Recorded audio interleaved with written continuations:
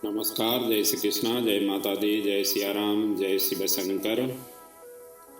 आज आप सभी के समक्ष मैं जुलाई माह के व्रत और त्यौहार के संक्षेप में जानकारी लेकर के उपस्थित हुआ हूँ। इसी बीच में दोनों एकादशी की महात्म्य, जगन्नाथ जी की रथ यात्रा की महात्म्य, चातुर्मास व्रत की महात्म्य और साथ साथ में श्रावण मास कब से प्रारंभ हो रहा है आदि इत्यादि का संक्षेप में जानकारी इस ऑडियो वीडियो के माध्यम से आप तक पहुंचा रहा हूं। आइए इस माह के जो प्रमुख त्यौहार हैं, व्रत है, सबसे पहले उनका हम चिंतन मनन करें और उसके पश्चात उन विषयों को ऊपर में जो हमारे शास्त्रीय मान्यता है उनके ऊपर हम चिंतन मनन करेंगे।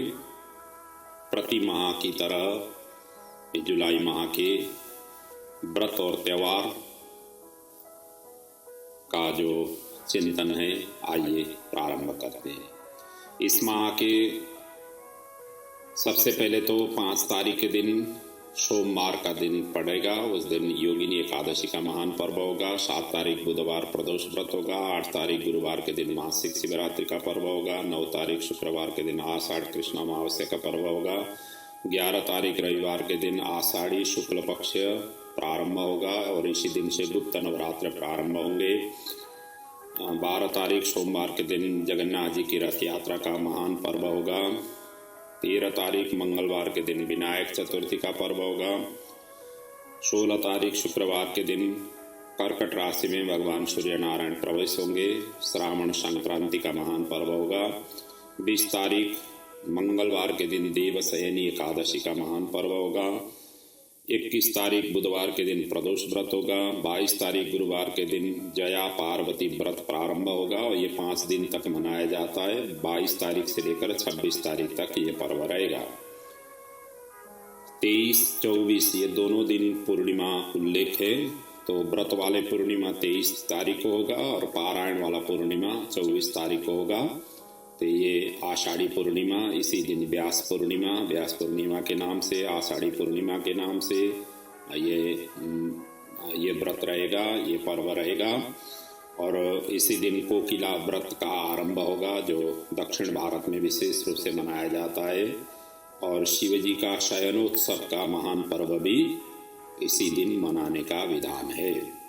इसी प्रकार 27 तारीख मंगलवार के दिन श्रावण कृष्ण चतुर्थी, संकष्ट चतुर्थी का महान पर्व होगा। ये तो हो गया आपको संक्षेप में इस माह के जो प्रमुख व्रतें त्यौहार हैं उनका संक्षेप में जानकारी। अब इसके पश्चात मैं दोनों एकादशी की छोटी सी महात्म्य यहाँ वर्णन करूँगा।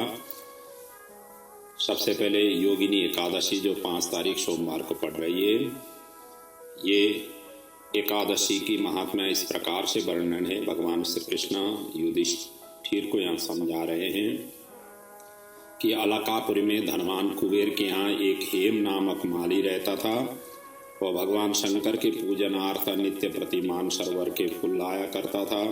एक दिन की बात है, वो कामोन्मत्त होकर के अपनी स्त्री के साथ स्वच्छंद व्यवहार करने के कारण फूल लाने में प्रमाद कर बैठा।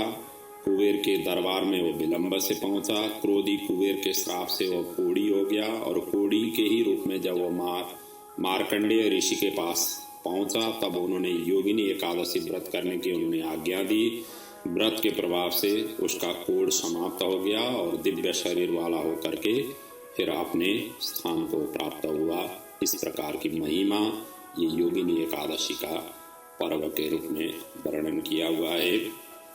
दूसरा, देवशयनी एकादशी, पुराणों में ये ऐसा उल्लेख मिलता है कि इस दिन से भगवान विष्णु 4 मास के अवधि तक बलि के द्वार में, एक रूप से बलि के द्वार में पाताल लोक में निवास करते हैं और एक रूप से क्षीर सागर से शैया पर शयन करते हैं। और ये कार्तिक शुक्ल एकादशी के दिन वो शयन से उठ जाते हैं, इसीलिए उस एकादशी को प्रबोधनी एकादशी, देवोत्थनी एकादशी, देवउठनी एकादशी के रूप में मनाया जाता है। तो आषाढ़ मास से कार्तिक तक की समय भगवान सोने से इस समय को चातुर्मास, जो 4 महीने हो जाते हैं, इसलिए इसको चातुर्मास के रूप में हमारे शास्त्रों में वर्णन है। और इन 4 महीनों में भगवान विष्णु क्षीर सागर की अनंत शैया पर शयन करते हैं। इसलिए कृषि के अलावा अन्य काम्य कर्म नहीं करने का शास्त्रों ने विधान किया हुआ है, अर्थात निषेध किया हुआ है। धार्मिक दृष्टि से 4 मास भगवान विष्णु का निद्रा काल माना जाता है और इन दिनों में तपस्वी एक स्थान पर रह कर के तप कार्य करते हैं और ज़्यादा यात्रा भी नहीं करना चाहिए, ऐसा वर्णन वहाँ पर उल्लेख है। हालांकि उन दिनों में इतना सुविधा संपन्न युग नहीं था जिस समय शास्त्र निर्माण हुए थे और वर्षायाम बारिश के आदि इत्यादि के कष्टों को झेलना नहीं पड़े, इसीलिए इस तरीके के उस समय ऋषि मुनियों ने ऐसे शास्त्र बनाए थे। आज आकर के वो परिस्थिति नहीं है, तो इसलिए नज़दीक के या कहीं भी हो तीर्थाटन के लिए प्रशस्त माना गया है। तीर्थों में जाकर के स्नान दान आदि करना चतुर्मास में बहुत ही अच्छा माना जाता है और इसीलिए वहाँ पर वर्णन किया हुआ है कि ये 4 मासों में भूमंडल के समस्त तीर्थ ब्रज में आकर के निवास करते हैं, इसलिए ब्रज यात्रा करना शुभ माना गया है। इस प्रकार के वर्णन ब्रह्म वैवर्त पुराण में इसका वर्णन किया हुआ है। तो कहने का मतलब यही है कि ये चातुर्मास के दरमियान में एक तो तीर्थों में जाकर के तीर्थों की सेवन करना चाहिए, एक तो ये है। दूसरा है चातुर्मास के दरमियान में आप किसी भी चीज़ की अनुष्ठान कर सकते हैं, कोई भी ग्रंथों का नित्य चिंतन मनन श्रवण पठन आदि कर सकते हैं। रामायण हो गया, भागवत हो गया, गीता आदि हो गया, नित्य एक अध्याय की पाठ श्रवण करना ये श्रेयस्कर माना गया है। चातुर्मास के दरमियान में आप कोई भी मंत्रों का पुरस्चरण भी कर सकते हैं, जैसे गायत्री मंत्र 1 माला प्रतिदिन करने का ऐसा नियम भी बना सकते हैं, या कोई भी मंत्रों का जाप करने का, कोई भी स्तोत्रों का पाठ करने का नित्य नियम आप कर सकते हैं। विष्णु सहस्रनाम, शिव सहस्रनाम आदि सहस्रनामों का पाठ भी है ये चातुर्मास में आप कर सकते हैं। कोई भी हो, किसी भी तरीके से हो, अधिक से अधिक चातुर्मास में भगवान की सेवा आराधना उपासना चिंतन मनन करना चाहिए, ये शास्त्रों ने विशेष जोर दिया हुआ है। साथ साथ में चातुर्मास के दरमियान में आपको किसी किसी चीज़ों को त्याग भी करने का वर्णन किया हुआ है, जैसे अनाज आदि में जो अपने प्रिय हो ऐसे चीज़ों को त्याग करें और जैसे पूर्ण होगा उसकी दान करें। कोई फल आदि या कोई वेजिटेबल कोई भी सब्जी आदि मैं ये 4 मास के दरमियान में अमुक सब्जी नहीं लूँगा, अमुक अनाज नहीं लूँगा, अमुक फल नहीं लूँगा, इस तरीके से आप उस तरीके से भी संकल्प करते हुए चातुर्मास की व्रत पारायण कर सकते हैं। कई लोग फलाहार लेकर के, कई लोग एक टाइम भोजन करके इस तरीके से भी उपासना आराधना चातुर्मास में कर सकते हैं। वैसे भी शास्त्रों ने कहा हुआ है कि सावन में साग, भाद्रपद में दही, आश्विन में दूध, कार्तिक में दाल, इनका त्याग कर देना चाहिए, ऐसा वर्णन किया हुआ है।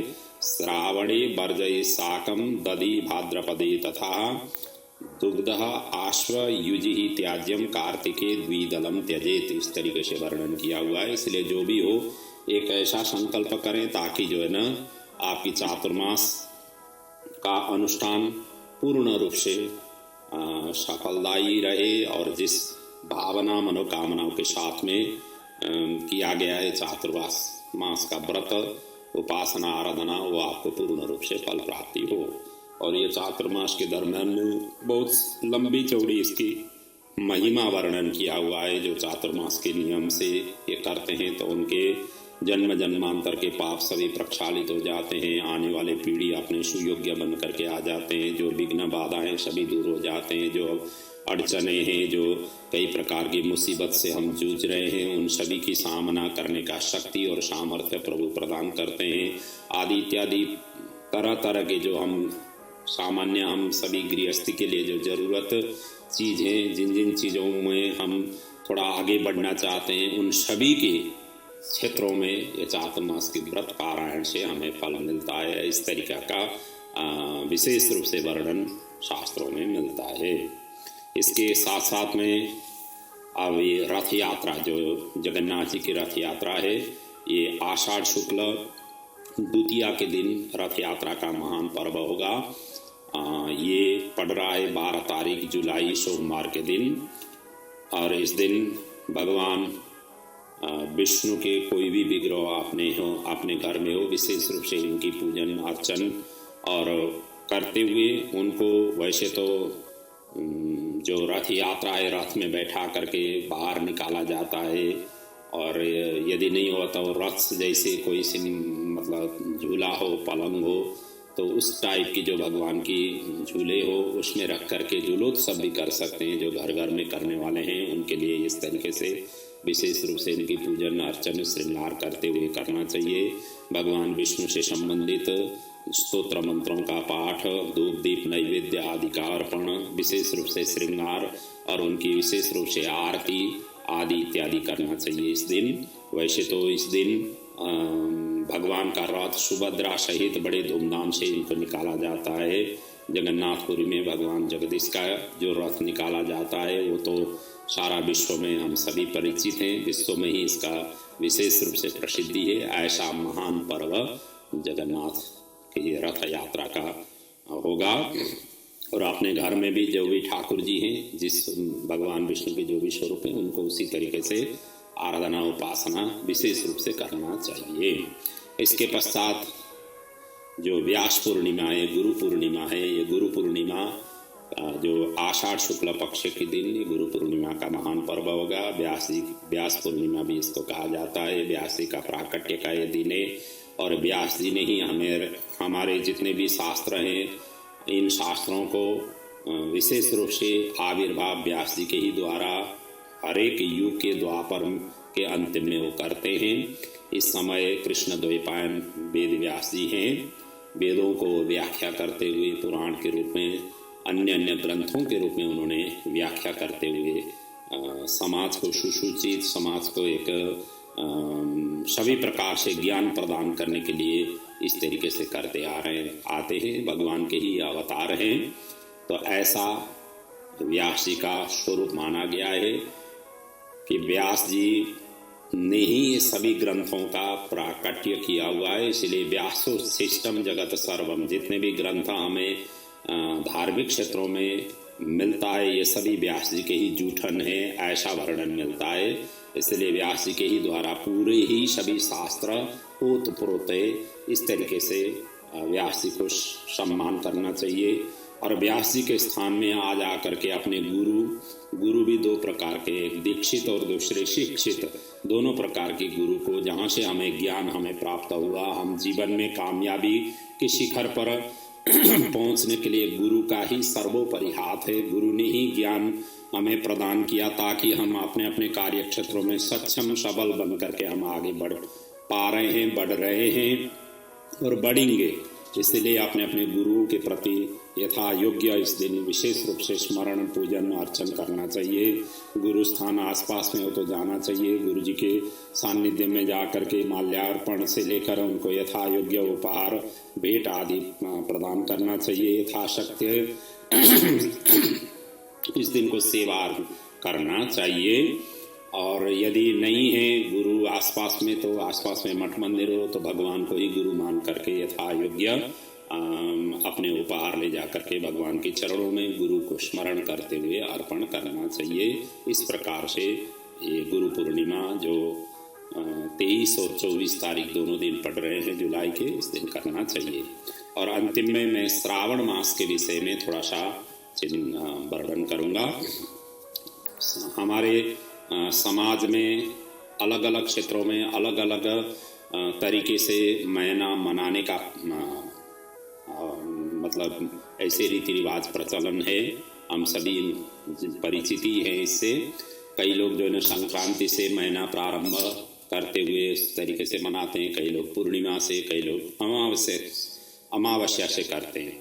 तो यहाँ जो संक्रांति से पर्व मतलब महीना मनाते हैं उनके लिए जुलाई 17 तारीख को प्रारंभ होगा श्रावण मास। इस दिन शनिवार का दिन है और 16 अगस्त सोमवार के दिन पूर्ण होगा। तो इस दरमियान में कुल 4 सोमवार पड़ेंगे। और इसी प्रकार से पूर्णिमा से जो पूर्णिमा तक व्रत मनाते हैं और मतलब महीना मनाते हैं, उनके लिए 25 जुलाई रविवार से प्रारंभ होगा और 22 अगस्त रविवार जिस दिन रक्षाबंधन होगा उस दिन श्रावण मास पूर्ण होगा। और इस दरमियान में भी 4 ही सोमवार पड़ेंगे। और जो अमावस्या से अमावस्या तक जो मनाते हैं उनके लिए अगस्त 9 तारीख सोमवार से प्रारंभ होकर के सितंबर 6 तारीख सोमवार तक रहेगा। अर्थात पहला भी सोमवार से ही प्रारंभ होगा श्रावण मास और अंतिम भी सोमवार। इसीलिए जो अमावस्या से अमावस्या तक मनाने वाले के लिए उनके लिए 5 सोमवार पड़ेंगे। इस तरीके से श्रावण मास का स्वरूप रहेगा।